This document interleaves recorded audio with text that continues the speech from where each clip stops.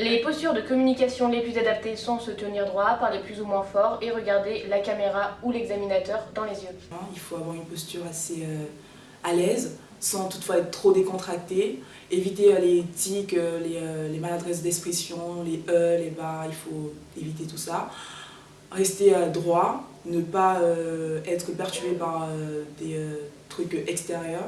Je pense qu'il faudrait avoir une voix assez calme, claire et posée, qui ne va pas trop lentement, ni trop rapidement non plus. Donc en bref, ce serait une voix le plus naturelle possible.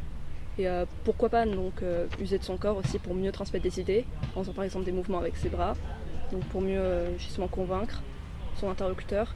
Et il est aussi important donc de le regarder dans les yeux quand on parle. Ça fait beaucoup mieux passer le message, beaucoup plus facilement. Il faut rester naturel, mais avoir une posture assez droite et avoir des langages de main assez naturels qui suivent les expressions.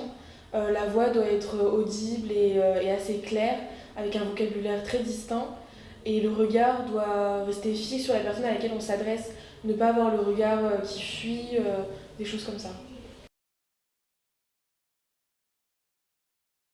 La tenue vestimentaire, ça fait passer des messages et selon les situations, il y a des codes à respecter. Par exemple, si on veut être un entretien d'embauche, en général, on a envie d'être pris, donc il faut qu'on ait l'air peut-être sérieux ou professionnel. Enfin, c'est des qualités qui sont requises quand on veut passer, quand on veut avoir un métier en général. Et il y a des tenues qui sont adaptées pour ce genre de situation. Par exemple, les chemises, les cravates, le fait d'être bien habillé, mais pas trop, parce que sinon c'est pour un autre type d'événement.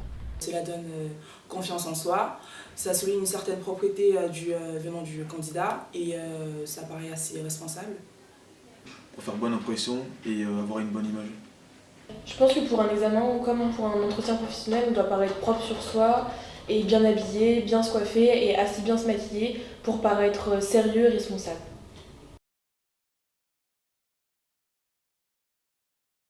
Il faut utiliser un langage assez soutenu. Par exemple, lors d'un entretien d'embauche, les maladresses d'expression, il faut éviter. Ne surtout pas tomber dans un langage familier, ce qui peut être très mal vu par l'employé ou l'examinateur. Alors je pense que c'est bien pour pouvoir montrer notre intérêt, notre investissement dans l'entretien, pour pouvoir bien se faire comprendre. C'est important pour qu'on soit compréhensible par tous, pour que ça soit simple, aussi concis et clair. On ne va pas parler de façon familière pour un entretien d'embauche par exemple. Ça peut donner une très mauvaise impression de nous. Respecter un code langagier permet de donner plus de crédibilité à nos propos.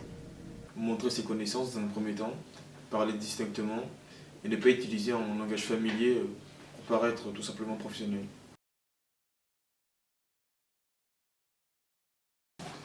Alors pour être persuasif lors d'un oral, il faut une bonne intonation, être sûr des paroles prononcées, avoir une confiance en soi et avoir de l'assurance. Donc il faut être confiant, éviter tout geste parasite et adopter une posture droite.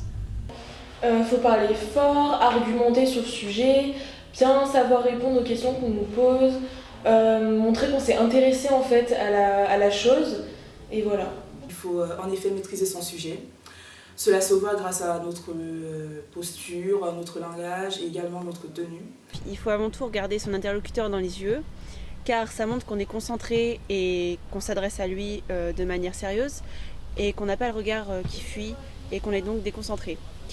Après, il faut aussi beaucoup argumenter, comme ça on peut être persuasif. Il faut paraître calme, assuré et naturel.